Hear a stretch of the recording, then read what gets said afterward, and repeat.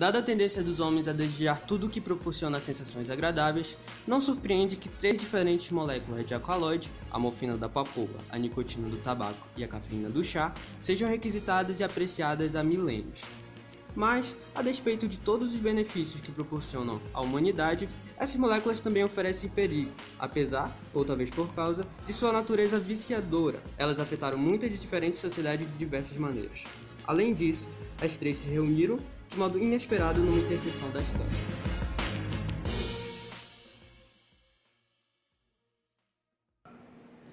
As substâncias chamadas de drogas opiáceas são aquelas obtidas através do ópio.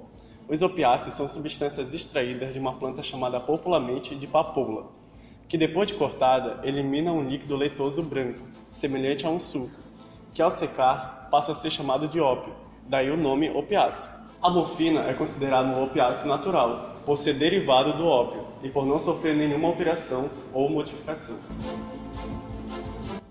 O ópio contém 24 diferentes alcaloides. O mais abundante é a morfina, representa cerca de 10% do extrato do ópio in natura. A morfina pura foi isolada pela primeira vez desse látex da papoula em 1803 por um boticário alemão, Friedrich Cettoni. Ele chamou o composto que havia obtido de morfina em alusão a Morfeu, o deus romano dos sonhos. A morfina é um narcótico, uma molécula que entorpece os sentidos e induz o sono. Nos dias atuais, a morfina e os compostos a ela relacionados continuam entre os mais eficazes analgésicos conhecidos. Lamentavelmente, o analgésico parece estar correlacionado ao vício. A nicotina, o segundo alcaloide a ser apresentado, era desconhecida na Europa quando Cristóvão Colombo aportou no Novo Mundo, na América. Ali, ele viu homens e mulheres que bebiam ou inalavam a fumaça de rolos de folhas em brasas enfiadas em suas narinas. Fumar, cheirar rapé e mascar folhas de plantas do gênero Nicotiana era um hábito generalizado entre os índios da América do Sul, do México e do Caribe. O uso do tabaco era sobretudo cerimonial. Dizia-se que a fumaça de tabaco, sorvida de cachimbos ou de folhas enroladas, ou inalado diretamente de folhagens espalhadas sobre brasas vivas, causava transes ou alucinações. Há pelo menos 10 alcaloides no tabaco, e o principal deles é a nicotina. O conteúdo da nicotina nas folhas de tabaco varia de 2 a 8%, dependendo do método de cultura, do clima, do solo e do processo usado para curar as folhas. Em doses muito pequenas, a nicotina é um estimulante do sistema nervoso central e do coração, mas com o tempo, ou em doses muito maiores, atua como depressor.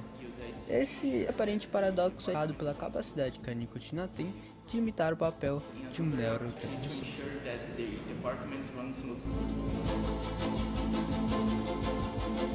A cafeína, o terceiro alcaloide a ser estudado, também é uma droga psicoativa, mas pode ser adquirida sem restrições praticamente em qualquer lugar do mundo, através de café ou chá.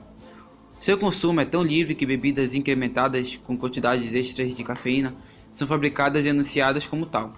A cafeína é encontrada naturalmente em grãos de café, folhas de chá, sendo ela um poderoso estimulante do sistema nervoso central.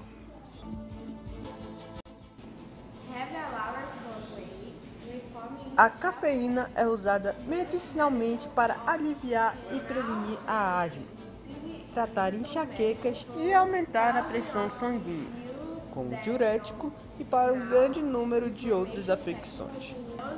Muitas vezes está presente em remédios adquiridos sem restrições e também em outros vendidos apenas com receita médica.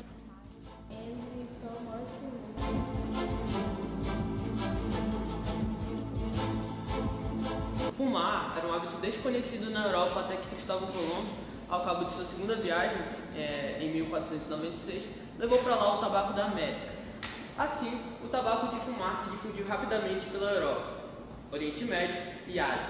Apesar de severas penalidades impostas à posse ou à importação de tabaco em muitos países da Ásia e do Oriente Médio. Na China, em meados do século XVII, o último imperador da dinastia Ming proibiu o fumo do tabaco. Então, com isso, os chineses começaram a fumar ópio como substituto do tabaco proibido. Segundo outros historiadores, foram os portugueses estabelecidos em pequenos entrepostos comerciais em Formosa, hoje Taiwan, no mar da China Oriental, que deram aos comerciantes chineses a ideia de misturar ópio ao tabaco. O efeito de alcaloides como a morfina e a nicotina, absorvidos diretamente na corrente sanguínea, é extraordinariamente rápido e intenso. No início do século XVIII, o hábito de fumar ópio estava disseminado por toda a China. Em 1729, um decreto imperial proibiu a importação e a venda de ópio no país. Mas provavelmente era tarde demais. Fumar ópio já tinha se tornado costume cultural e existia uma vasta rede para a distribuição e comercialização do produto. É aí que nosso terceiro alcaloide, a cafeína, entra na história. Antes do século XVIII, os comerciantes europeus haviam encontrado pouca satisfação em negociar com a China, porque eram poucos os produtos que os chineses desejavam comprar do Ocidente, e entre eles certamente não estavam os bens manufaturados que os holandeses, britânicos e franceses tinham interesse em vender. Por outro lado, havia grande procura por produtos chineses na Europa, em particular o chá. E é provável que a cafeína, a molécula alcaloide suavemente viciadora presente no chá, tenha alimentado o insaciável apetite dos europeus por esse produto chinês. Os chineses estavam perfeitamente dispostos a vender seu chá, mas queriam ser pagos em moedas ou barras de prata.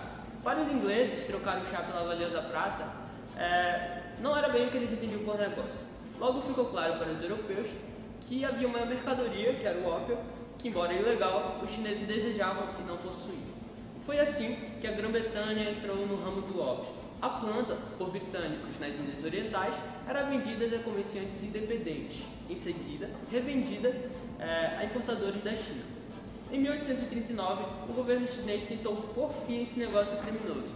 Ele confiscou e destruiu o estoque de 1 ano de ópio que estava armazenado em depósito de Canton, atual Guangzhou, e em navios britânicos que esperavam para ser descarregados no porto da cidade.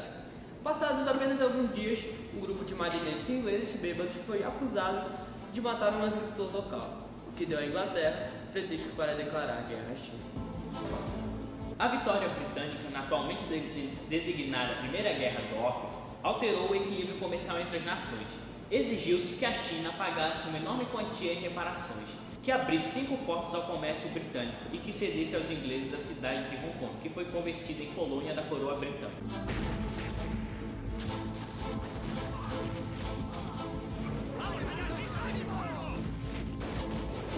Quase 20 anos depois, outra derrota infligida à China na Segunda Guerra do Ópio, envolvendo tanto os britânicos quanto os franceses, arrancou mais concessões do país.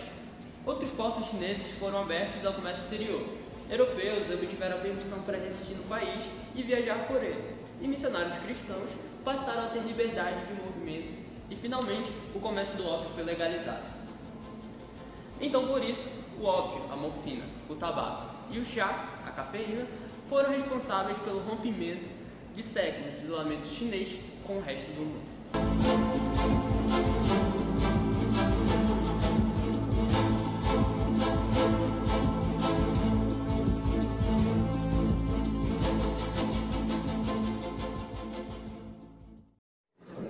Oi, gente.